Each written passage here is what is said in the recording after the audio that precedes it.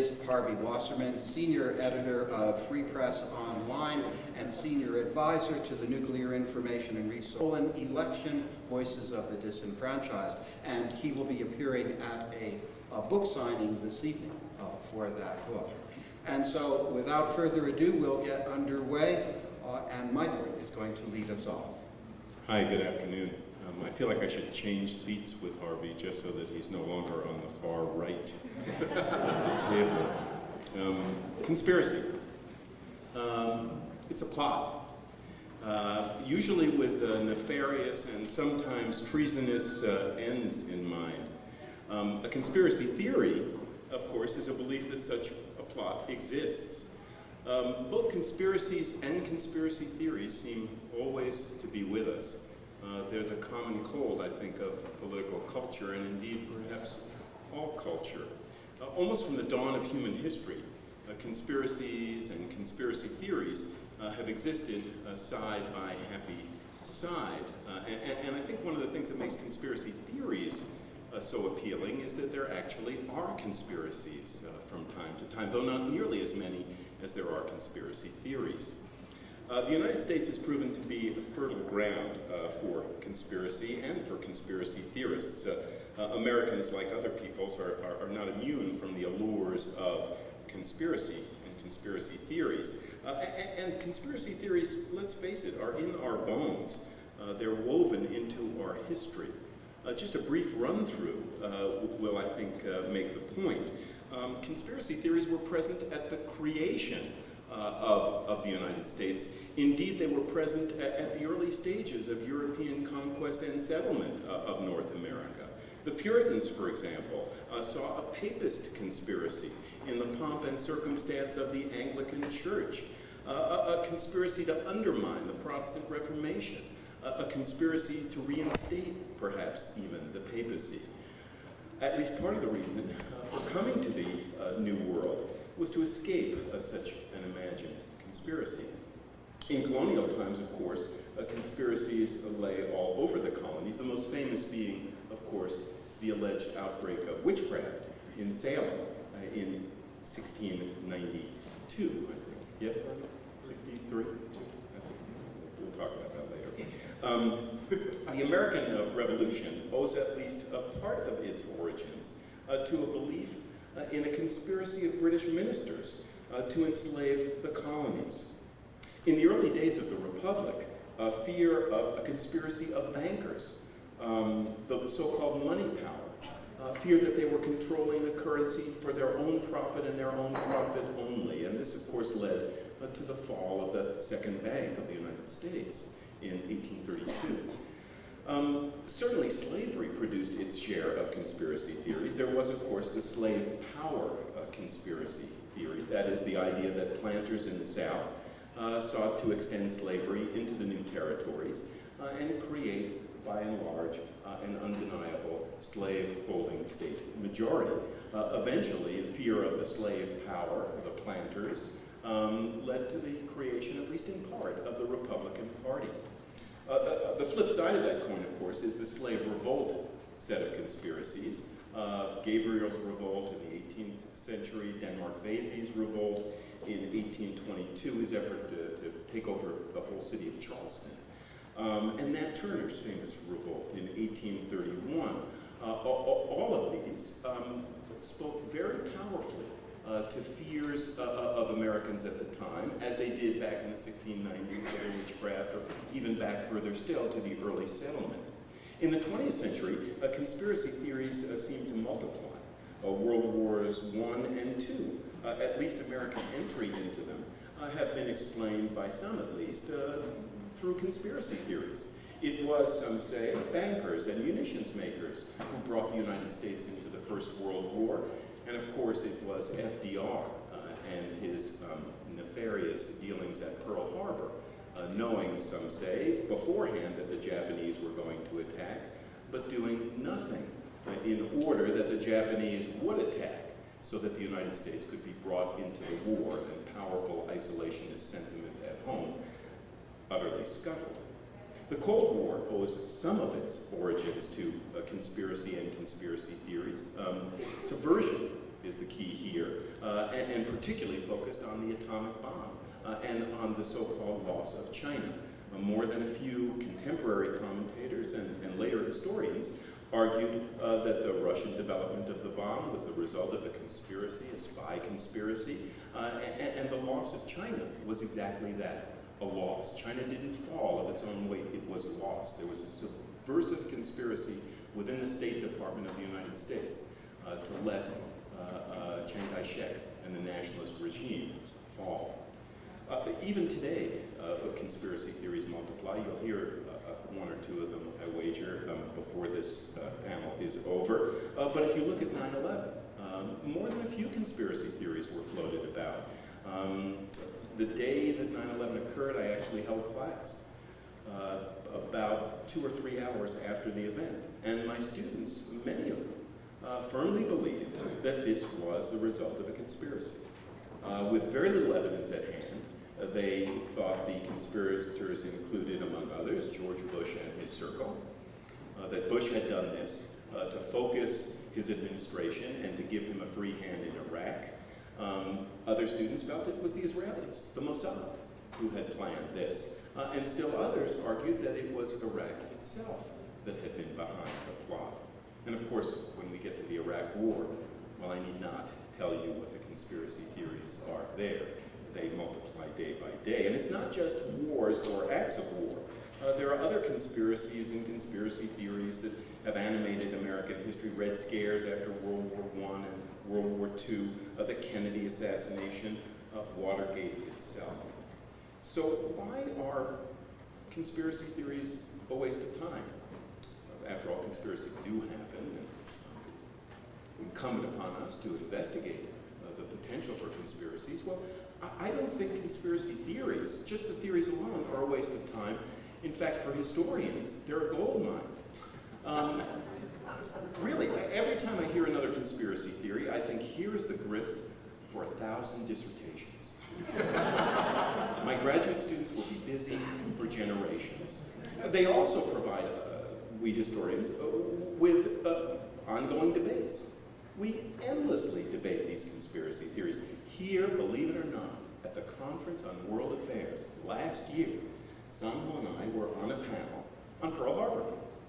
Did in fact FDR know? After all these years, we're still debating this question. I think, though, there are other reasons why conspiracy theories, at least, are useful, are appealing. And in an odd way, I think they are comforting as well. Certainly, they're useful in attacking or marginalizing one's opponents. In the case of Salem, for example, the idea that certain women were witches, historians have now suggested, really had to do with the fact that these women who were witches tended to be uppity women. Women who didn't obey the rules, and very often women who were involved in commercial endeavors, which threatened an older vision of this particular settlement.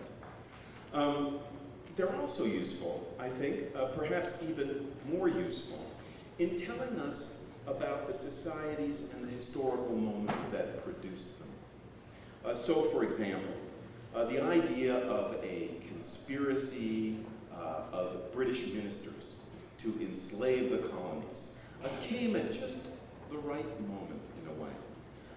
What I think what historians have concluded about the meaning of this conspiracy theory is that it was really a flowering, in a way, of the Enlightenment. That the colonists couldn't believe that the forces of history alone were leading to a clampdown on the part of the British, but rather it was men who controlled events. And therefore it had to be a conspiracy of men who were controlling these events. Here's where I think it's comforting to have conspiracy theories. I think they're comforting because they give us a sense of control. They give us a sense that, even for nefarious purposes, human beings are in control of events. And studying history, I just want to venture to you that there are more than a few moments when individuals, when people are not in control of events. But believing that we are in the end suggests we have the power to solve all problems. Even nefarious conspiracies are the flip side of this in a way. This idea of controlling the world around us. Conspiracy theories are perfect for it. Thank you very much.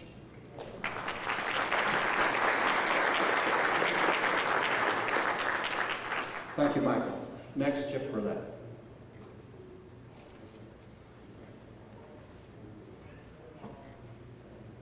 I have a tendency to get overly agitated on this particular topic, and I know it's wrong. I do know that conspiracies exist. I've been a reporter for a very long time, worked with the group Investigative Reporters and Editors. I know hundreds of journalists who have documented conspiracies.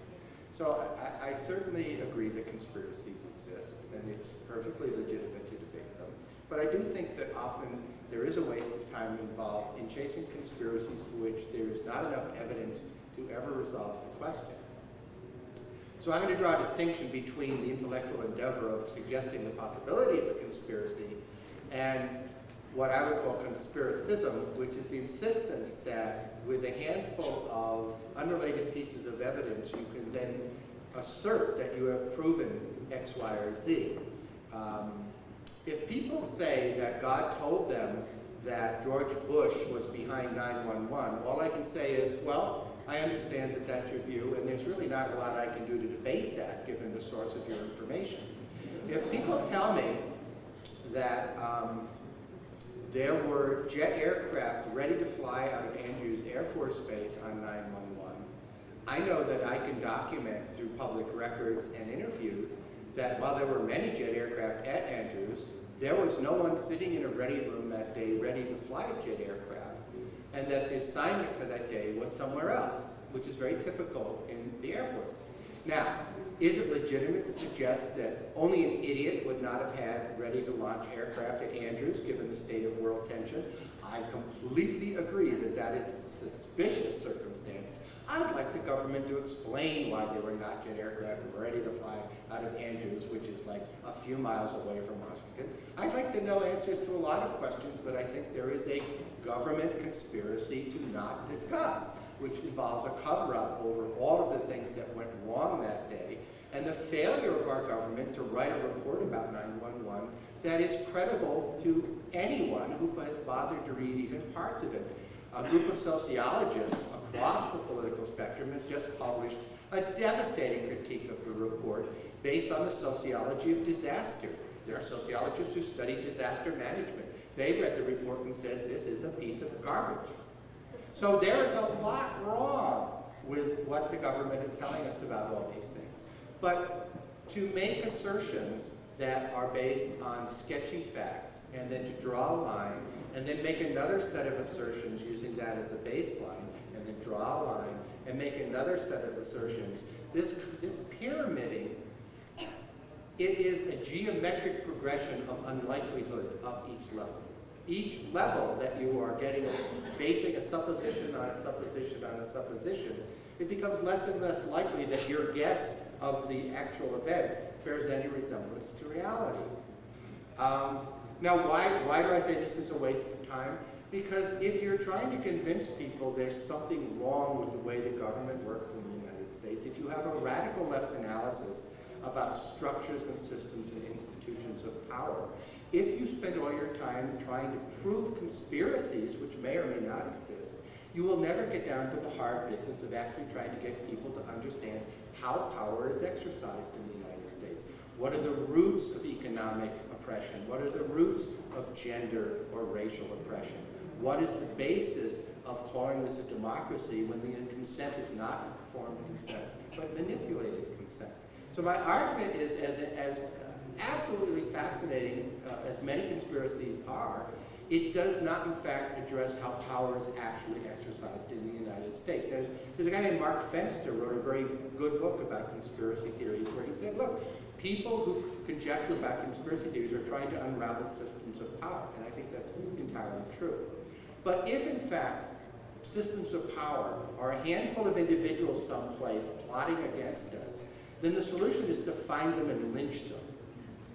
Now, once you've decided that society is distorted by a handful of individuals, It is often very handy to just sort of grope around based on cultural, societal, and religious prejudice and decide that, you know, oh, perhaps even here you could have someone indict an entire culture of Islam and Arabs and as being a culture so distorted by their uncivilized tradition that they posed a major danger to the world, just like communism. Why, I just heard a speaker say that. Now, isn't that a conspiracy theory of history? I would argue it is. So it gets kind of dicey here. What we're talking about then is assumptions about an other, which you then look around for things that offend you and cobble together a set of beliefs. That's a bad habit. It has led to some very bad outcomes. It has led to generally stoning to death, crushing, and or a variety of other methods for getting rid of those witches who were not only usually uppity women and involved in commercial enterprises, but were landowners, as some feminist scholars have pointed out. These were sometimes issues over some very basic things, threatening the power structure. We can decide that, you know, Germany is a mess in 1935 because of the Jews. We can decide that America has to fight communism by suspending civil liberties in the 1950s, an activity which even the Supreme Court found a little bit dicey. We can decide, as many people in the South did in the 1960s, that blacks are actually very happy in the South, and it's a conspiracy of Northerners and communists and Jews and Freemasons to stir up and agitate. And that is, in fact, right from a newspaper that I have in our collection at Political Research Associates, of those kinds of allegations. So very often conspiracy theories, especially populist conspiracy theories of the right, unravel into sharpening the prejudice that pre-exists in the society and leads to campaigns of oppression and repression. So I think it's very often important to understand that these are sometimes not merely intellectual pursuits, but they can have extremely bad outcomes in history. Now, is it true that in the 1960s there was a pluralist school of social science that argued that only extremists of the left and right joined social movements and that they tended to view the world through conspiracy theories? And the right-wing conspiracy theories Hofstadter wrote about as the paranoid style. And then a bunch of other people said, well, the left wing, its critique, the Marxist critique of the economic system is also a conspiracy theory. And the argument was that the ideal center was beleaguered by wingnuts, the extremists of the left and right. And very much of that critique claiming that some of these dissident views against the center were conspiracy theories, that was demonization. It was wrong. An intent of it was to use the label of conspiracy theory to delegitimize conservative and radical left critiques of the status quo. When anyone does that with the intent of silencing speech and silencing critique, it's inappropriate. But I'm going to come back again to the idea that we have enough facts that the average person on your street, well, in Boulder, the average person on your street might be not the norm for society, but if you go to Peoria or, you know, Bogalusa, or if you're an organizer, if you can't come up with a frame, you know, everyone thinks George Lakoff invented frames. You know, they've been around a long time. People like Sarah Diamond, and in fact Sarah Motley, who's here, wrote stuff about the framing of the Christian right that was going to be powerful. Maybe they didn't use it as the framing, but they're saying they're developing a way of seeing the world that's going to have bad repercussions. When you have frames that assume that all things that are bad in the society can be dealt with by a handful of people, you're not looking at those systems of power. I would argue that if you look at power, and the frame of extremism is a very powerful way of organizing reality because it delegitimizes all critiques of the left and right. But if you use a frame that argues from a conspiracy theory point of view that there's a handful of people who are distorting America and there's a plot, whether it's the Zionist-occupied government or the Bilderbergers or the Trilateral Commission, that's not the theory of power structure research used by people like C. Wright Mills or G. William Damoff or Holly Sklar with their book on trilateralism. What you're arguing then is that if you get rid of this handful of people, everything's fine. But I'm going to argue that it's not true, that there still will be economic oppression, there'll still be racial and gender oppression, there'll still be all kinds of inequality that goes on. And it doesn't matter what structural analytical model you use. You can use Marxism, you can use power structure research, you can use critical race theory, you can use queer theory, you can use feminist theory. You can use just about any structural theory of power, and it's going to get you to a better understanding of how power exercised and how power is exercised. But if you think you could convince a lot of people that something's wrong with American society by saying that George Bush arranged for the planes to hit the Twin Towers in the Pentagon, I don't think that's true, but more importantly for this panel, I think that that is a complete waste of time in trying to mobilize people against systems of oppression and against inequality of power in America.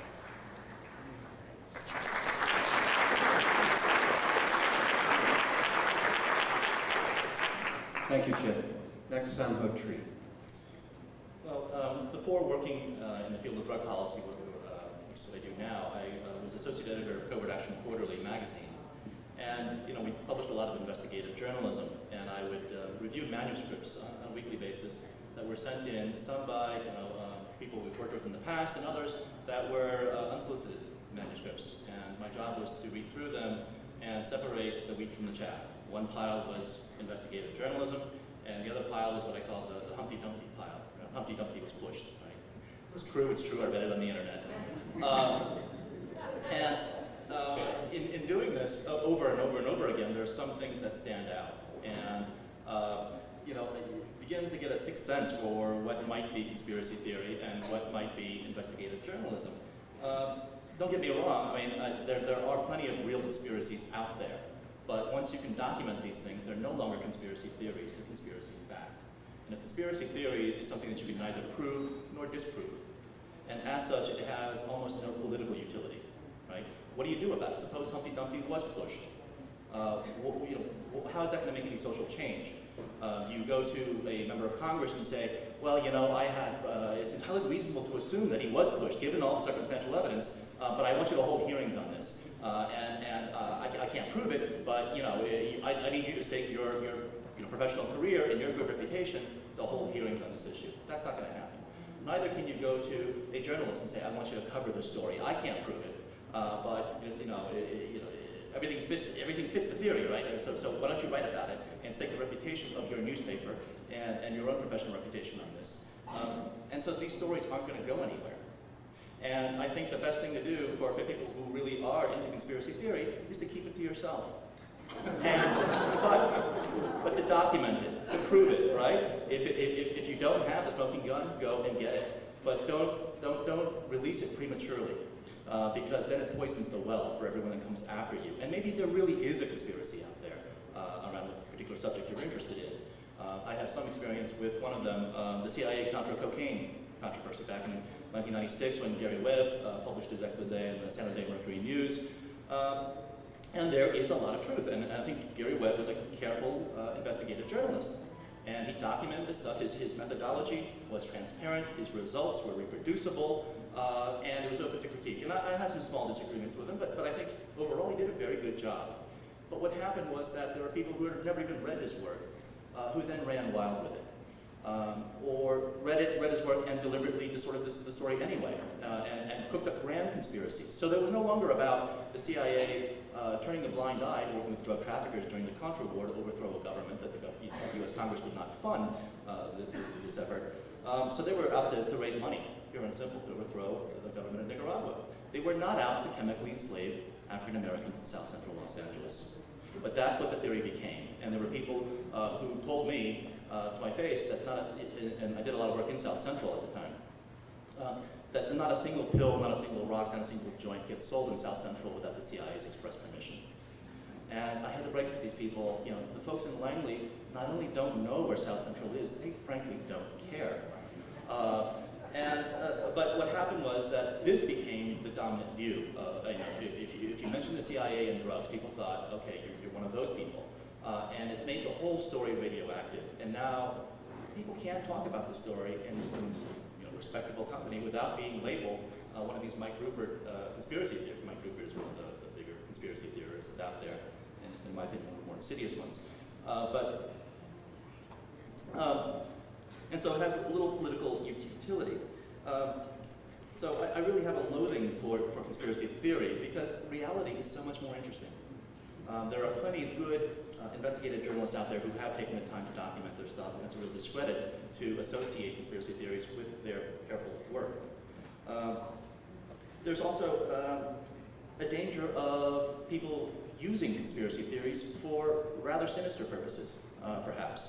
And having fact-checked a lot of these stories, unless you have the time to personally fact-check each and every assertion in these conspiracy stories, you may be subject to swallowing disinformation.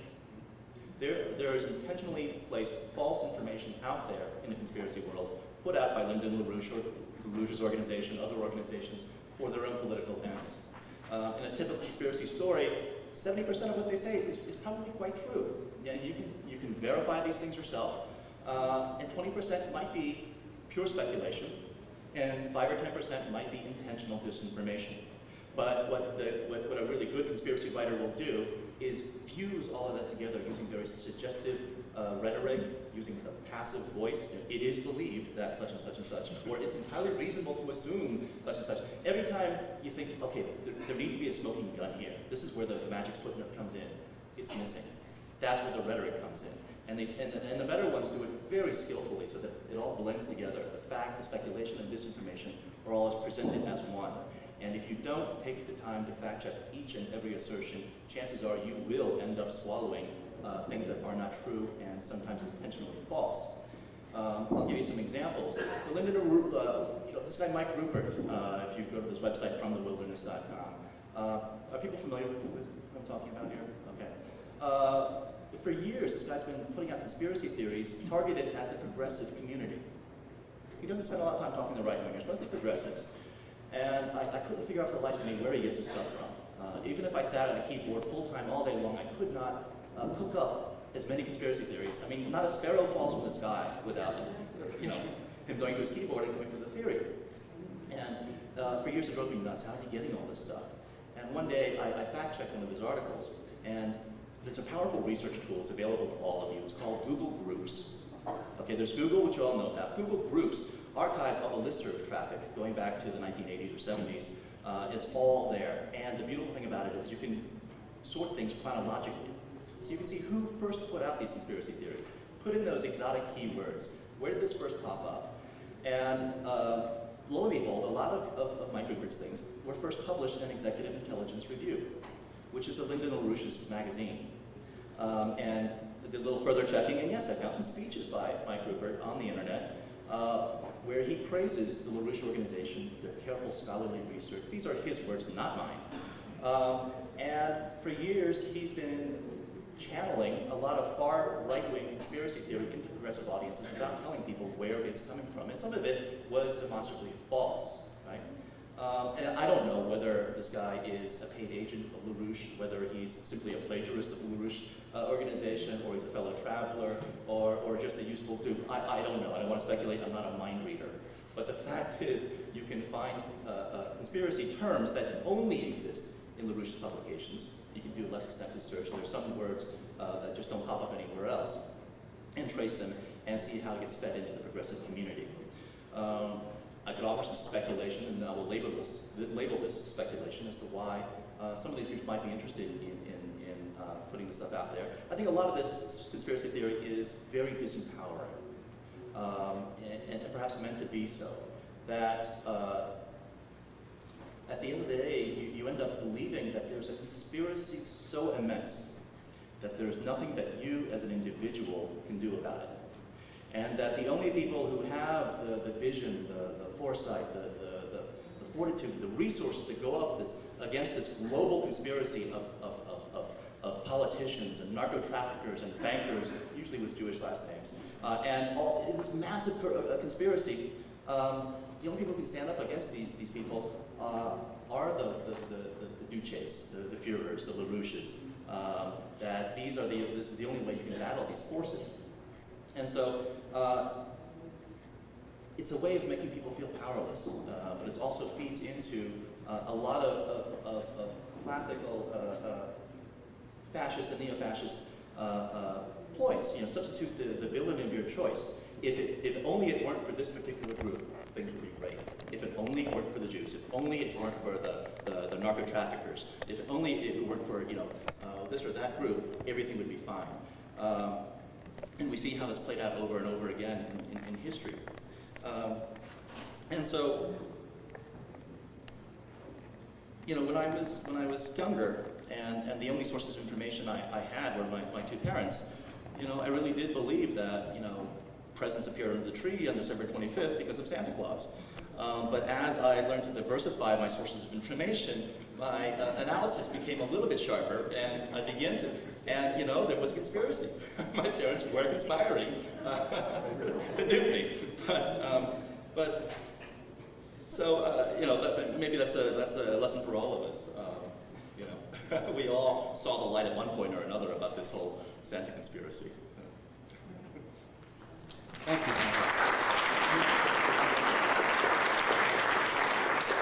Next, Harvey Wasserman.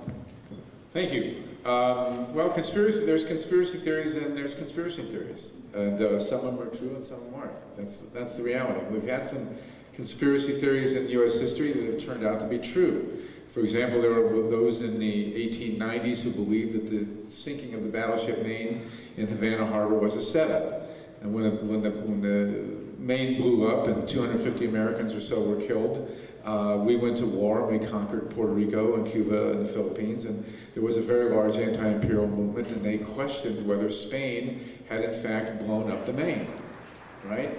And they said, well, maybe it was a conspiracy, maybe not, but we don't think Spain blew up the Maine. And it turned out, many years later, when deep-sea divers went down not that deep, they found out that, in fact, the Maine had not been blown up by Spain. That it exploded from within. Now, whether William Randolph Hearst blew up the Maine or not, we don't know, but we do know that the Spanish didn't do it, and we went into the Spanish-American War on false pretenses. There's absolutely no doubt about that.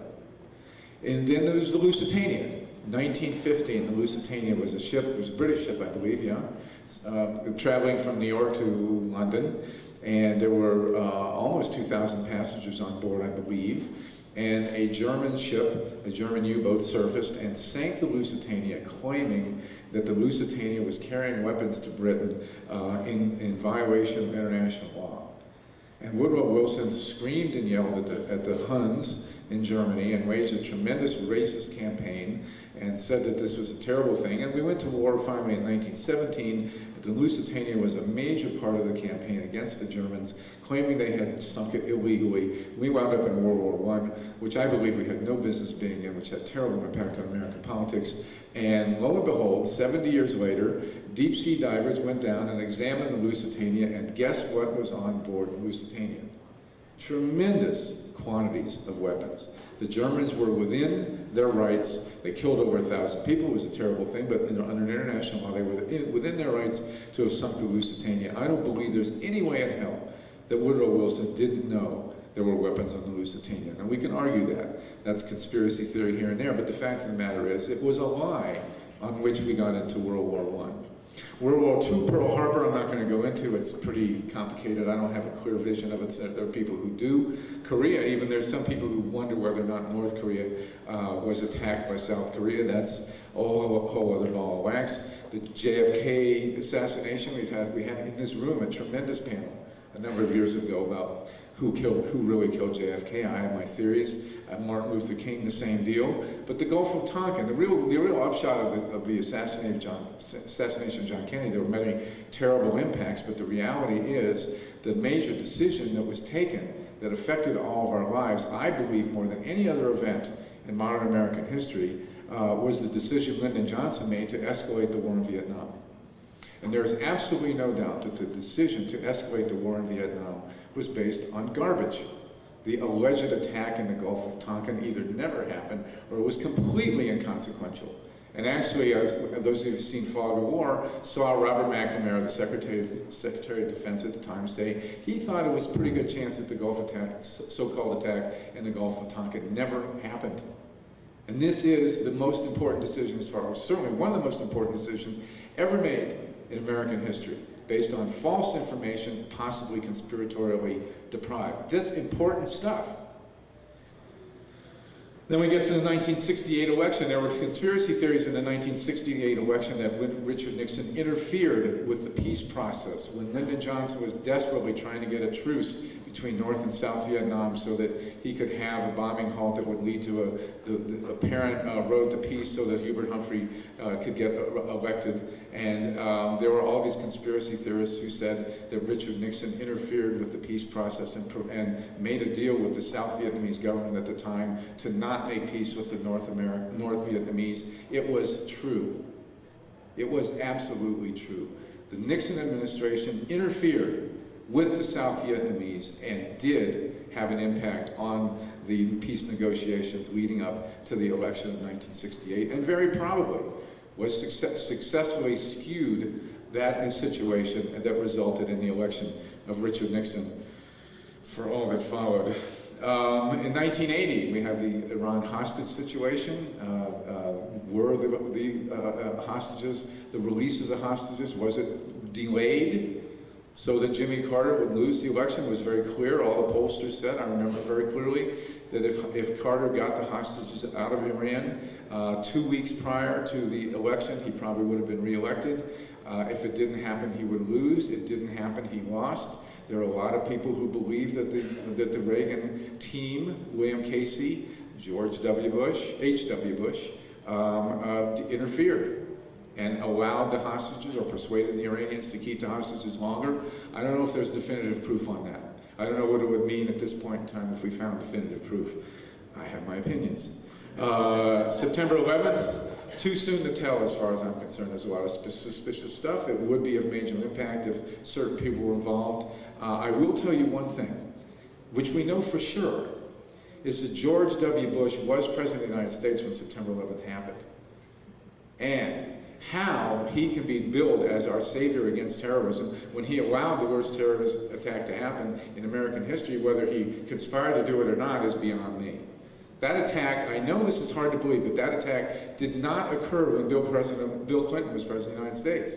It's amazing, but it didn't. It happened when Bush was President of the United States. Conspiracy or not, I don't know, but to hear the right wing claim that Bush is our savior against terrorism when that thing happened on his watch is beyond me. But let's get down to the nitty gritty here. Now that we've had the foreplay. The main event, elections in the United States of America. We all know there is no conspiracy theory that says that Al Gore did not win the popular vote in 2000. We know he won the popular vote in 2000. My most amusing moment this afternoon with Mr. Krauthammer's presentation was when he mentioned that Pat Buchanan got all those votes in West Palm Beach by accident. Right. That accident is what puts George Bush in the White House. That is not a conspiracy theory. That's 534 votes going the other way. There is absolutely no doubt that something really weird happened in South Florida in 2000 to give George W. Bush the presidency of the United States when he lost the popular vote by 500,000 votes. And that accident in South Florida that gave Pat Buchanan all those Jewish votes did it. That was part of it. Was that a conspiracy?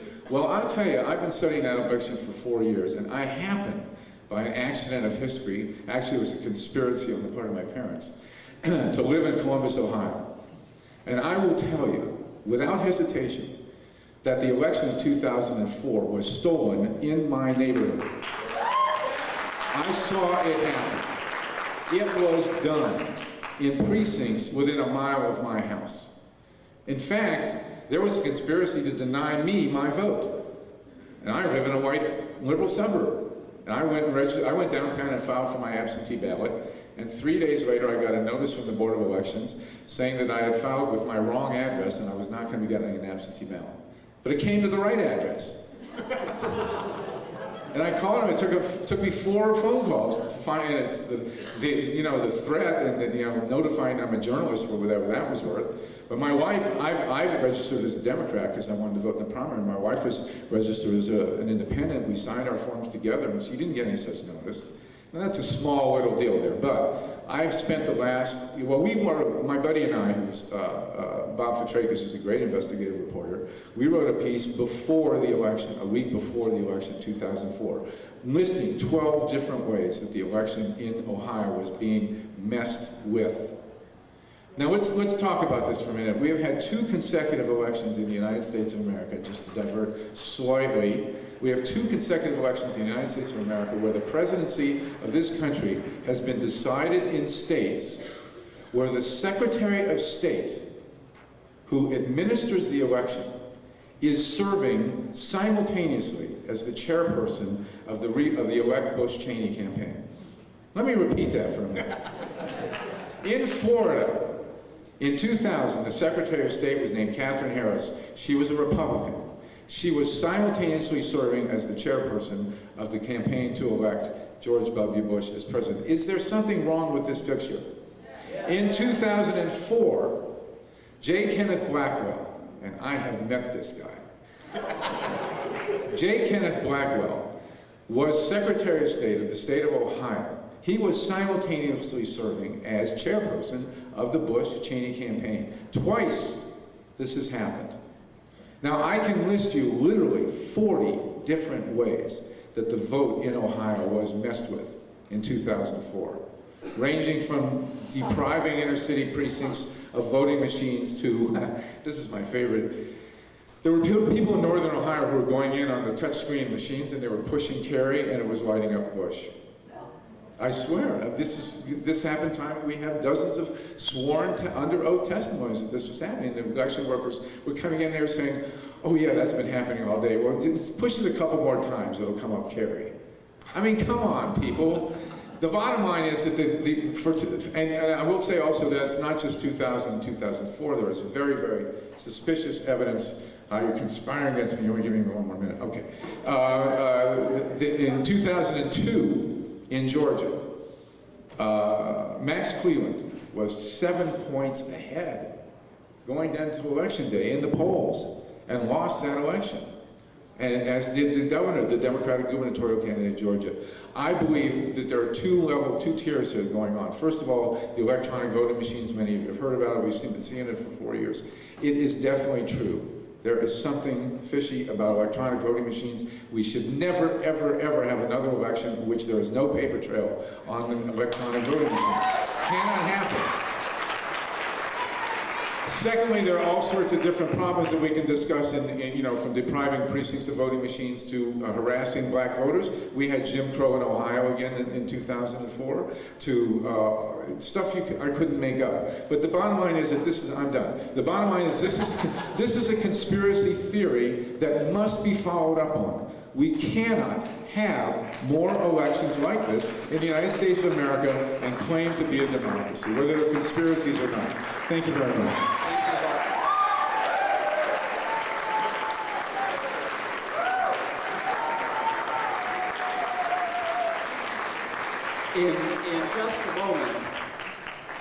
In just a moment, it will be my pleasure to invite your questions for our panel. First, I just wanted to observe that Michael has come from the state of Texas to tell you that conspiracy theories simply give us an unjustified sense of control. Chip is here from Massachusetts to tell us that any structural theory of power will give us more utility in making social change than a conspiracy theory. And from Washington, D.C., the seat of power in our country, comes Sanho Tree to say, if you have a conspiracy theory, keep it to yourself. The three of them have formed a conspiracy against the representative from the state of Ohio, Harvey Wasserman, who has the truth about conspiracy. And I'd like to ask the first three, do you have a response to Harvey? Harvey, President Bush won the election in 2000 fair and square, 5-4. 5-4. Get it? Harvey and I go way back, and we're going to leave the panel friends. And the irony here is that I first ran into Harvey when I was investigating a conspiracy by the FBI to disrupt the left alternative press. So I don't want people to leave here thinking that I don't know that conspiracies exist. And I think what happened in Ohio was outrageous. And I think we need to be clear that as outrageous as Bush was, it was outrageous for John Kerry to leave a lot of black people and leftists and labor people hanging out on a ledge by conceding immediately. That shows you that the upper class runs America, and they're more interested in social grace than power and dealing with people who are demanding power. I just want to say that the witches in Salem were innocent. Okay, thank you. I knew a couple of them, and they were not so innocent, Michael. I'm sorry. We now will accept your questions, and let me just say that I know that there are people who have an understanding of a well-elaborated conspiracy that they would want to bring to the attention of the panel. The fact is that in the time that we have available, it is not going to be possible to adequately describe and provide the evidence of such a conspiracy. Harvey has probably done as good a job as anybody can, and you're not going to have nearly as much time as he did. So please refer to a conspiracy, but don't try and fully elaborate it for the panel because it'll be frustrating for all concerned. And do go to the microphones over here for your questions. We'll start with Lynn. First of all, I have one historical question, and then I have one question that's brand new. The historical one is, in the Potsdam Conference, with the Potsdam Proclamation, apparently I understand from an alternative radio piece I heard that paragraph 14 was removed. And paragraph 14 said that the emperor, the Japanese emperor, could maintain his status as emperor, but not with the powers that he had had. And that was basically the reason that the Japanese would agree to sign to surrender, and that we would not repercuss on them, when in fact we did Nagasaki and Hiroshima. So I'm asking, do you know about that? I mean, that seems to me like it should be a pretty clear thing. Like, was paragraph 14 excluded from that document and then it's signed, or what? My second question is about... Hold on, Lynn, let's try and get a response. Sanho, I think you have your hand up, and also Michael. We spent 6 years researching this issue, actually, co-authoring a book with historian Garl Perovitz called The Decision to Use the Atomic Bomb and the Architecture of an American Myth. And throughout the summer of 1945, people were demanding President Truman tell the Japanese they could keep the emperor. Otherwise, they're going to keep fighting forever. They believed the emperor was a god. And they would never lay down their arms until you guaranteed that the emperor would not be hung as a war criminal. And so the Potsdam Proclamation was supposed to define what unconditional surrender meant to the Japanese. And most of his assistants in the Secretary of War, Secretary of Navy, all wanted Truman to put in this one paragraph that you talked about that said the emperor could stay. And Truman wouldn't do it. And it was largely at the urging of his Secretary of State, James F. Burns, that paragraph was removed. However, after the atomic bombs were dropped, Truman then was more than happy to tell Japanese that they can keep their emperor. So it is suggestive that the war was prolonged as a result of that removal of those assurances. Yeah, Sanho has the story right, I think. Burns was very conscious of the political repercussions for Truman of abandoning unconditional surrender, and argued very hard and successfully for dropping the notion about the emperor continuing. What's interesting is if you look at the actual documents of surrender, the United States actually does negotiate a conditional peace with Japan. What those documents in effect said is that the Japanese can retain their emperor, although he will be subject to the Supreme Allied Commander, and at a later date, the Japanese people themselves may decide. Now, whether this in fact prolonged the war, here's where historians disagree. They don't disagree about the facts, but about the meaning of the facts. Whether in fact telling the Japanese that they may keep their emperor would have produced a peace is another matter entirely. In a negotiation with the Japanese, what would they have demanded? just their emperor? Or might they have demanded to retain some of the territorial, some of the territory that they had conquered themselves? Certainly, those in the Japanese cabinet wanted very much to retain as much as they could. So, in terms of whether, in fact, this led to a prolonging of the war, not clear. Historians disagree on this matter. But the facts of the case are pretty clear. It sounds kind of dead to rights.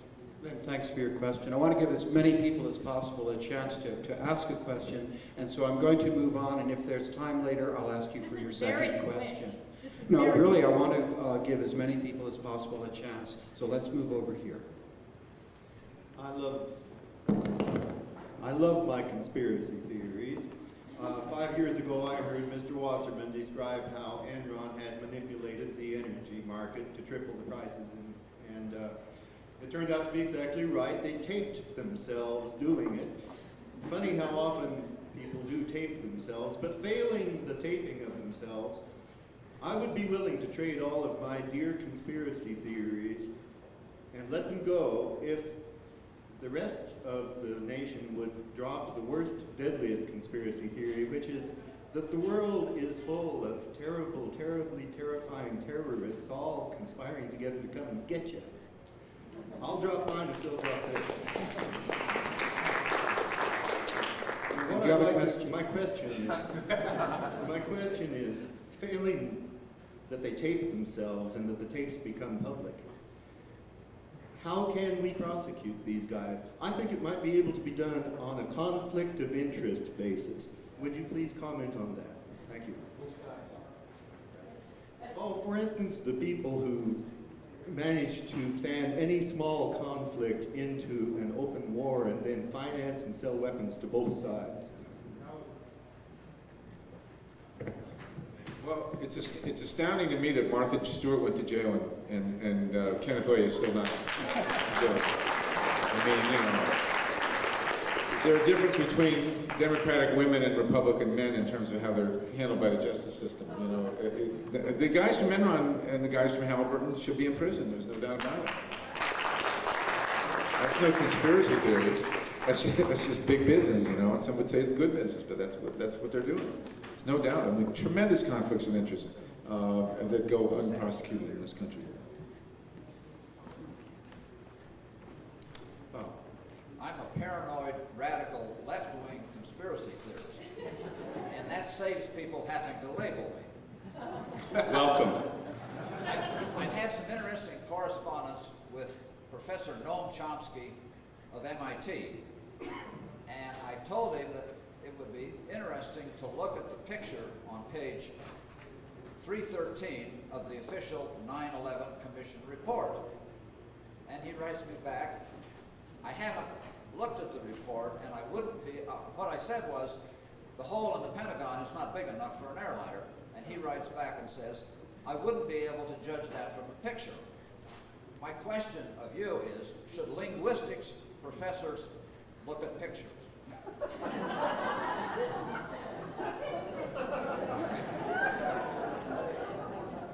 Chip, you have engaged in this discussion. I've talked this issue over with Noam Chomsky. Look, the argument here is that, let's start with the basic fact that you can't do forensic investigation based on printed or web pictures. It's absolutely a pointless exercise. There simply isn't the data in the picture, or if there is data in the picture, it has been manipulated by a number of means, not the least of which is a lot of these are lossy pictures in JPEG. And so, you know, about a third of the pixels don't really represent anything except an algorithm. So that for people to be basing any forensic analysis of any evidence from 9/11 on stuff printed on paper or posted on a website and read on a 96 dpi screen is absurd. And it is a waste of an analyst's time, whether they're a linguist or an activist or an academic or just a person in the street, to believe that anyone could analyze whether or not an airliner could fit inside that hole based on those pictures. Second of all, if you go, and I did because I did a critique of David Ray Griffin's book, if you go to forensic analysis sites that look at airplane crashes, they describe in detail the structural design of aircraft and what happens when an aircraft hits something, and that, you know, people keep saying, well, you can't see the wings on the side of the Pentagon. The wings don't just, it's not like a cartoon from Hollywood. It doesn't make the rabbit-shaped hole in the wall when the rabbit goes through the wall. You know, you're talking about a mass hitting a solid object and collapsing into a very half a tube, because the top part of an airplane is just a thin metal shell. I mean, all of this stuff is easy to debunk on material that was published before 9/11. And most of the claims are demolishable just by going on forensic sites, forensic engineering sites, disaster management sites. The claims about, you know, oh, the temperature of burning jet fuel doesn't melt steel. That's entirely true, but entirely irrelevant. At a certain temperature, steel loses its structural integrity. You don't need to raise it to the temperature where it's like poured in a Pittsburgh steel mill. 90% of the claims involving forensics that are on which 9/11 conspiracy theories are based could be refuted by a high school student using Google. And that's my argument about wasting time. Yes? My question is not more like a specific example, but more of the definition or what constitutes a conspiracy theory. For instance, talking about the Iran-Contra scandal and stuff like that, stating that, you know, it was printed and it was published and there was lots of facts, and then now later on, now if you say you agree with that happening, now you're a conspiracy theorist. And then, so what defines something to be a conspiracy theory versus more of like fact? Is it once public opinion decides I agree with it, does that make it more of a fact, or is it just a conspiracy now that more people believe? And of course, whoever's printing this conspiracy theory will of course consider it fact and believe it. So that's just kind of my general question is, you're saying whether you're saying don't say conspiracy theories or you believe in conspiracy theories, how do you come up with any definitive answer on what it is, and how do you separate some, if you want to call it wacko's theory, or something based on truth? Evidence, evidence, evidence. Yeah. I really think that in conspiracy theories, it's not simply the weight of the evidence, but the evidence beyond a shadow of a doubt. At least that's for me as a historian. I think, you know, once you can document something, it's no longer a theory. It's a conspiracy. In fact, it's actual conspiracies, and there are lots of those. And what happens with conspiracy theory very often is that you'll have a lot of coincidental facts lined up laterally. They're not one argument building on top of another, So you have a framework, and by the time you make a conclusion, the objective is within reach. But with conspiracy theory, you have a lot of lateral bits of data, puddles on the field. And the only thing forcing these things together is speculative rhetoric and suggestion. And there really is no smoking gun. But what constitutes a conspiracy theory can have profound consequences for the governance of our nation, for instance. One could argue that the religious right or religion in general is a form of conspiracy theory, right? Collective hunch about evidence of things not seen, right? How do you prove any of this stuff? And yet we're about to have mandated curriculum in a lot of states now teaching creationism alongside the theory of evolution, and it is a theory. But creationism is not science, right? And that's a form of conspiracy theory. And you know, again, what about popularity? What's the difference between religion and mythology, for instance? Except popularity. You know, when it's no longer fashionable, does it then become mythology? Is this any way to govern our society? Yeah, that was a good answer. I alluded to it earlier. I, as respectful as I need to be in this setting, I thought that Dr. Kretheimer's laid out a conspiracy theory about Islam and Arab terrorism and civilization. I think sometimes conspiracy theories are powerful mythological constructs, frame reality, so we accept things that on their face are absurd. It's absurd that we have an endless war on terrorism right now, and I think the neoconservative analysis is essentially a conspiracy theory. But because they have the reins of power, no, there are not enough of us demanding evidence for their claims or scrutinizing them in a way that reaches the mass media in an effective way to confront it. So that sometimes conspiracy theories are used by governments against populations. The whole witch hunt of the 1950s was a conspiracy theory about how social change movements worked and the effect and how much of them were controlled by Moscow. So it's a tough set of questions. For a journalist, it's evidence, evidence, evidence. For a historian, it's evidence, evidence, evidence. For sociologists or an anthropologist, it really gets more malleable in terms of why do people believe certain theories and not other theories when they both lack evidence. And so it's not as easy to answer as you may think. It really depends on a lot of different variables and who's doing the looking and why. Yeah, I mean, I think the ultimate conspiracy theory was the Cold War. Yeah. You know, I mean, and you know you're in a conspiracy frame of mind when you hear someone saying that they go out and rid the world of evil. Yeah. We won't quote anybody specifically. Actually, I think the Holocaust was the ultimate conspiracy theory. Well, the evidence is that was a very productive question. That it actually happened. I'm not Over saying it here. wasn't. You know, there seems to be, in my opinion, a real consensus reality. There's a reality that the press and the government. There seems to be a consensus reality that we all are supposed to see. The reality that the government, the reality that the press puts before us. And that might be analogous, let's say, to the tip of an iceberg. And once you go below the tip of the iceberg, you're getting into really murky waters. And you just don't go there. And the press and the government and everything doesn't want you to go there. And I think the case in point is like when Sanho was talking about Gary Webb and the Dark Alliance. And this was information that nobody wanted to hear. And as a result of that, the rest of the press, the government, put a total kibosh on that.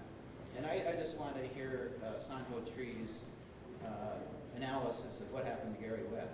Because I think this is very indicative of what happens with so many things in our culture and society. He committed suicide December 10th. Does everybody know about Gary Webb? Oh, all right. Gary Webb was a very important reporter. Chip, did you know him personally? I never met him. No. Sanho, did you know him? Oh, you did. Do you want to talk about him? Careful reporter.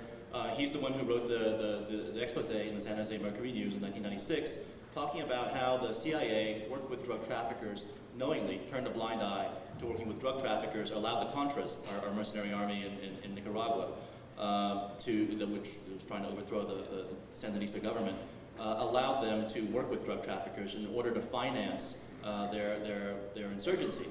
And it was a fairly straightforward and well-documented case that Gary Webb put out. And I think what happened was that a lot of the conspiracy theorists ran wild with it and blew it completely out of proportion and built a massive grand conspiracy around this. And there are lots of conspiracies that happen all of the time. Petty conspiracies. We call that corruption. We call it, criminal conspiracy, vice. But a grand conspiracy is something else altogether.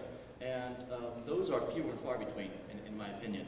And there are a lot of good people out there who take the time to document this stuff like Gary did. And it's unfortunate that his career was ultimately ruined by conspiracy theorists who now, they popularized this grand conspiracy to the point where nobody could talk about this subject without being labeled one of these people.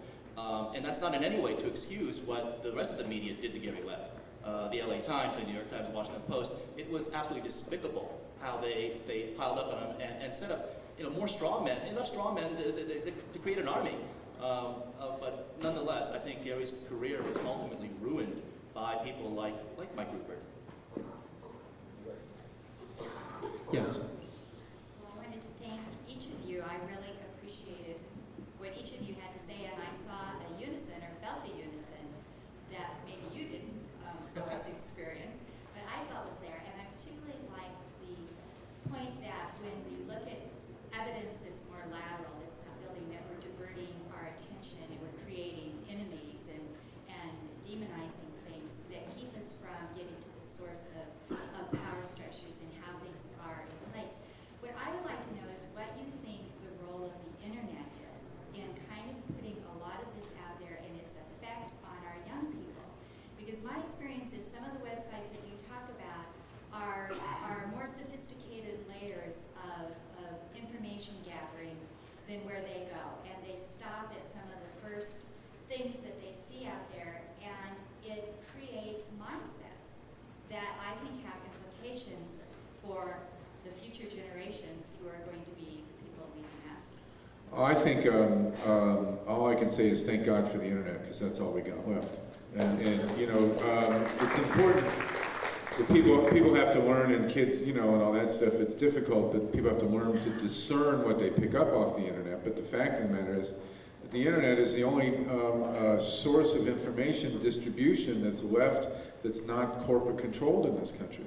I mean, there are a few bastions of talk radio like KGNU and others, but beyond talk radio, and you know, we have the evil on talk radio, I suppose, but you have the evil on the internet, I suppose, which gives false information and spreads conspiracy theories and all that stuff. But there is no other way in this country now to get information out that's true and that's subversive in its truth, and it describes reality. The networks are gone. You know, Fox is the Izvestia and Pravda of modern America. The networks are gone. The mainstream newspapers are, you know, at best a mixed bag. And I have to tell you that the internet is really the only way we've been getting stuff out. I had one experience after September 11th. Normal people were, you know, wringing their hands and tragedy and mourning and all that, as was I. But I wrote an article raising the question of what would happen to nuclear power plants if they had hit a nuclear plant instead of the World Trade Center. To my knowledge, it's the only place that issue was raised, and by and large, it came around and got to be very effective. I would never have gotten an article like that published in any mainstream newspaper afterwards. So the internet is, you know, blaming the internet for certain things is not exactly right. It's people who misuse the internet or whatever. But all we've got really at this point is the internet, and I think we better protect it for all we've got. Thank you. I think, you know, the internet, to me, is like the UN. It's imperfect, but it's our last best hope. But, you know, I think Mark Twain was quite visionary when he said, you know, a lie can travel halfway around the earth while the truth is still putting on its shoes. And nowhere do you see that more than in the internet, where misinformation, disinformation circulates so quickly. And just a cursory sampling of 9/11 conspiracy websites, I found that, you know, roughly 2/3 of the sites I visited, a lot of their core information is traced back to one or two sources. People that I know that I don't trust at all. People like Mike Rupert, who, you know, I trust as far as I can throw Michael Moore. You know? Well, let me just say on the flip side of that, I write for a website called freepress.org, and we actually were the last living survivor of the underground press of the 1960s. As many of you may remember, there was all the alternative papers in the 1960s were Wild and Woolly, and printed stuff. We printed stories about dried beef falling from the sky and so forth. Like, you know, we expected to have a discerning readership to a certain extent. But we now have this website, freepress.org, and nobody censors us, nobody edits us, and we have been pretty much the only source of information about the election violations that came out of Ohio. And I don't know where else they would have come from. And so obviously the internet can be misused, but on the other hand, nobody else would have gotten that story out, and there are plenty of other stories like that. So let's just be thankful for what we got at this point, and just check your sources, that's all. Mr. Tree, I believe you used the term grand conspiracy. I just want to know what you guys believe are the biggest conspiracies out there right now that Drew is saying we don't know about. I could tell you, but I have to kill you.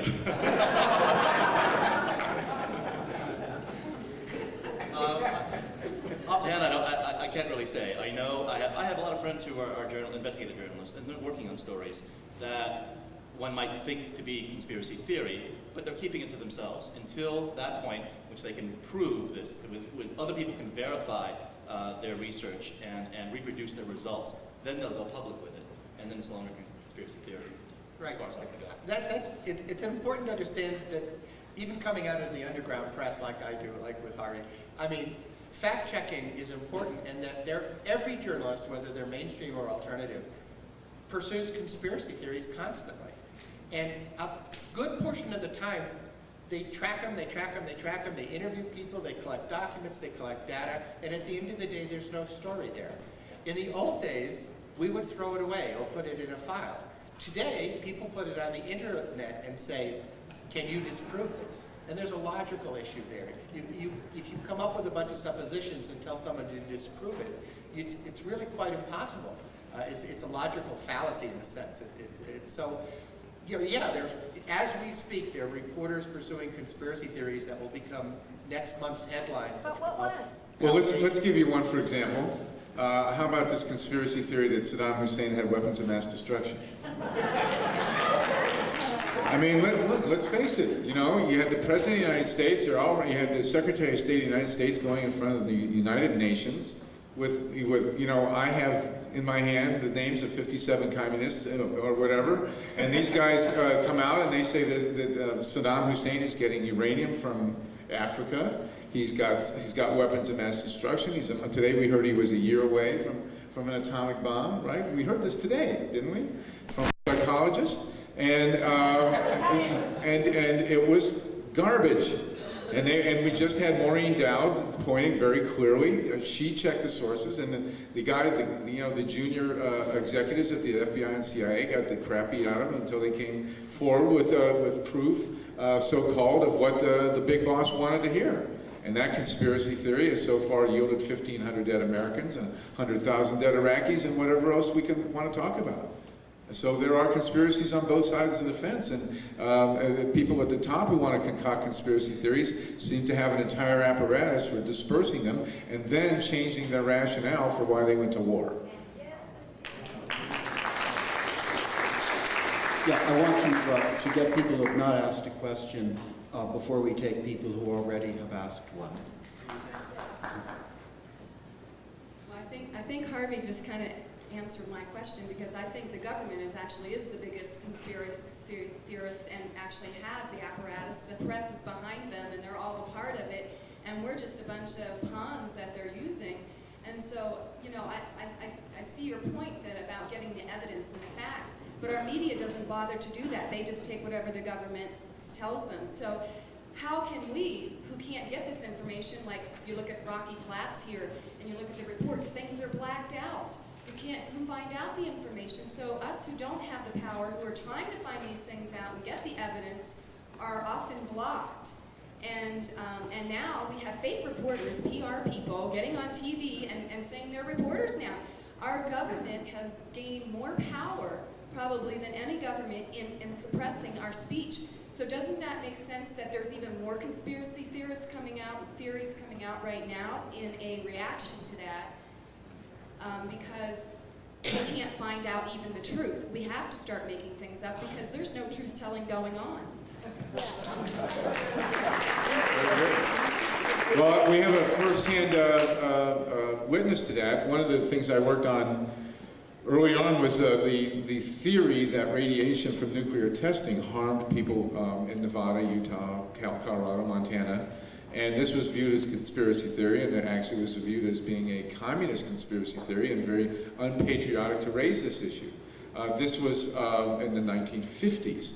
Now, 50 years later, there has been a tremendous amount of data gathered and studies done which show definitively, without, you know, we've had this from the Republican governor of Utah, for God's sakes, that this radioactive fallout did harm people. And just last week, we had the discontinuation by the government of a major study of the impact of radiation fallout. For you know, minuscule amount of money being withdrawn from the Centers for Disease Control by the Bush administration to stop the study into this conspiracy theory, leaving people, you know, defenseless, without any proof of what was done to them. American citizens poisoned by radiation from nuclear fallout of American bombs exploded on American soil, and our American government has ceased and desisted from studying these, and so now anyone who comes out and says that these effects were substantial, which obviously there were, is going to be a conspiracy theorist. Harvey, wait a second. Harvey, no one in this panel is arguing that people don't conspire. No one in this panel is arguing that the government doesn't use conspiracy theories to manipulate reality. At the point of the panel is to argue that once a conspiracy theory has been tracked down, verified, evidenced, and presented in a logical way, it is no longer a conspiracy theory. It is an argument that has been documented and proven. It is something that has entered a different realm. And that before people have documented these claims, it is in fact useful to not spread them on the internet, because they in fact distract people from the evidence that has been documented. Well, but let me just point out that her point was, which, I disagree because it's very hard for us to get the facts at times, and so that is where I we think start, and you've that's made your educating. point, and the panelists are Well, I just responding wanted to to it. follow up on his. No, but Isn't it let me interesting just- that we're dropping depleted uranium and we're stopping the studies while all our soldiers are coming home sick? What conspiracy theory there? I've got one. let me just conspire to agree with her conspiracy theory on conspiracies that you have conspired to not allow me to conspire about. And the fact is that she's dead right. I mean, we have a government here, and we have very important situations which have occurred about which it's important to, absolutely vital and crucial to get to the bottom of. And what she has pointed out is, and which I have to, and which I think we would all occur, is that the government, as well as many private corporations in certain instances, has conspired to deprive us of the information that would confirm or deny these theories. And that's No one here in this panel would disagree with that. excellent. So we're all in conspiratorial agreement. It's not in the open, so it's on the record. Yes. First, I'd like to apologize. I'm kind of worn out having conspiracy theories to bring up. But, my question was, with a lot of these theories, you're talking about evidence, but with a lot of these theories, all the evidence is human testimony. And so many talk about documentation, but what would you say a responsible person would do in a situation where there seems to be a lot of human testimony, but not any documentation? I think, you know, you would openly say that the preponderance of evidence suggests something, that you can't prove it, or that it's hearsay, or it's based on testimony of individuals rather than other documents and other things that can be verified independently. But as long as you tell your audience that, I think that's reasonably fair game. But when you don't tell your audience that, when you fuse together speculation with fact, with conjecture, with disinformation, and marry it all into one, using rhetoric, you're doing your audience a disservice. Not you, I mean, but the other group. That's my... Well, human testimony is evidence. I mean, you know, eyewitness accounts, you get enough of them in a murder trial, you can get a conviction. I mean, it is evidence, what people say, if enough of them agree.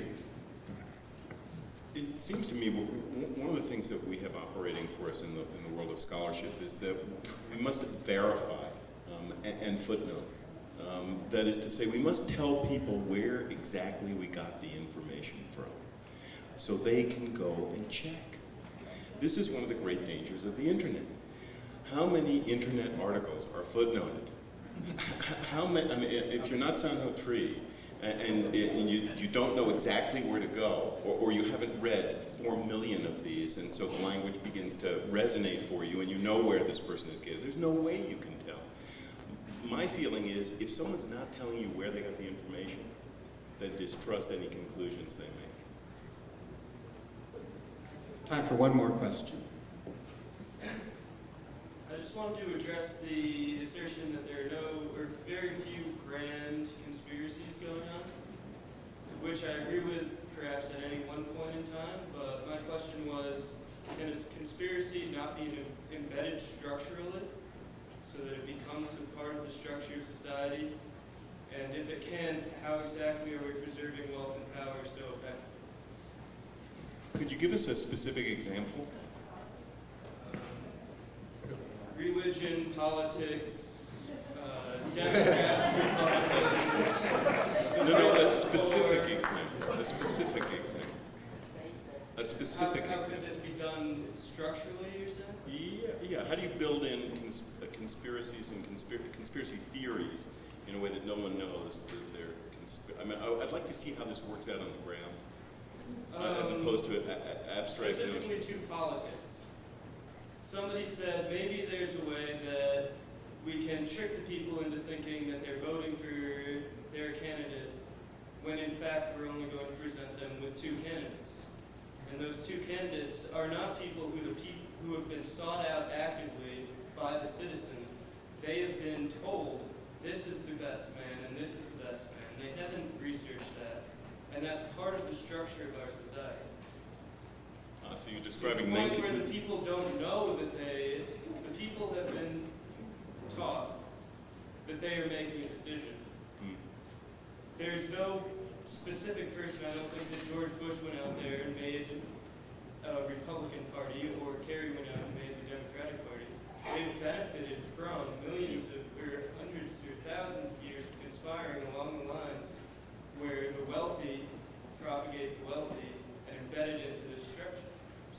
that a conspiracy? And if it's not a conspiracy, is it? What is it?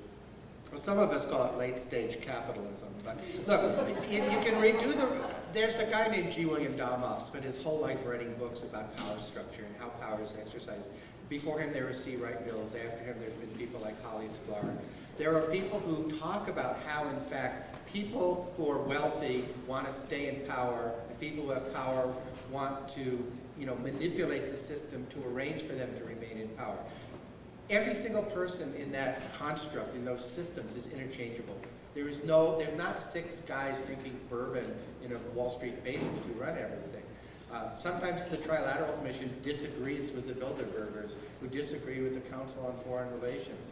There are systems and structures of power in which specific institutions and specific individuals don't matter as much as the ultimate goal of people in power retaining power. The job of social movements that are dissident is to rise up and demand accountability and force them to come up with ways of explaining themselves and sharing the power and being more transparent. It's outlandish that people can't get documents about rocket collapse. But the solution is not to just start spitting out more and more conspiracy theories.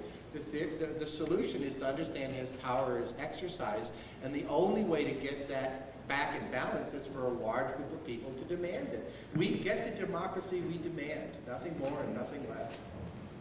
You're actually describing late 19th century politics in the American South, where in fact, systematically, African Americans were prevented from exercising their right to vote. Among the best device for doing that, the all-white primary. When you have a single-party system, as the South did in the years after the Civil War, dominated by the Democratic Party, and you institute a primary system, which was a great progressive reform, late 19th, early 20th century. The people choose the candidates, not some backroom deal of the kind that was very typical in American politics at the time. When you have a primary within a party like the Democratic Party, you can say it's only open to members of this party, and blacks were systematically excluded from the party. Summarize. Okay, so the point being that I don't see this as a conspiracy so much as what I would call a cultural consensus. Yeah.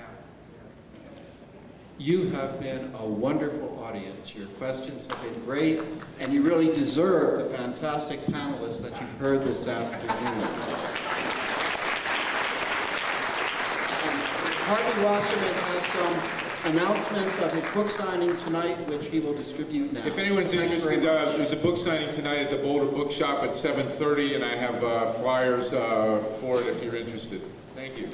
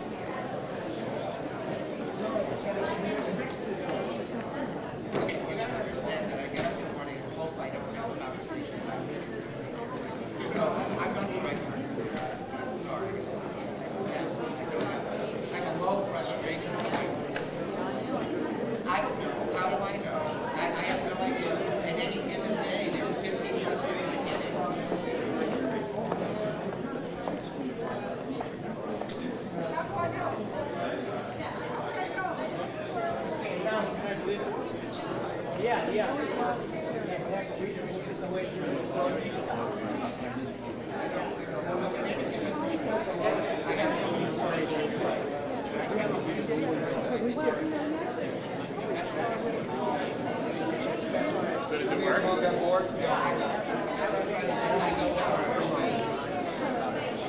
Okay. Call some people. You're ready with me. Call me now. Yeah.